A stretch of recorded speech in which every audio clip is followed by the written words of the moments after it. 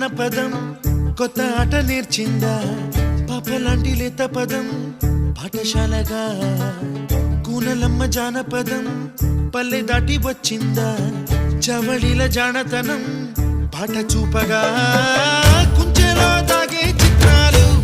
ఎదురొచ్చేలా అంతటా